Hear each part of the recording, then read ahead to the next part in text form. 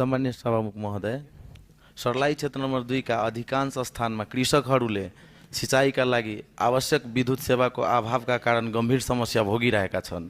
सिँचाइका लागि विद्युतीय मोटर नै मुख्य विकल्प भएकोले आवश्यक ट्रान्सफर्मर, पोल, तार तथा अन्य प्राविधिक सामग्रीको अभावका कारण कृषि विद्युतीकरण हुन सकेको छैन।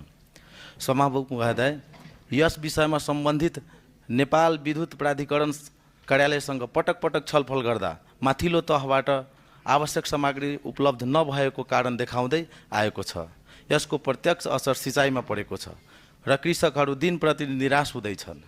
कृषक उत्पादनमा समेत नकारात्मक प्रभाव परेका अवस्था छन्।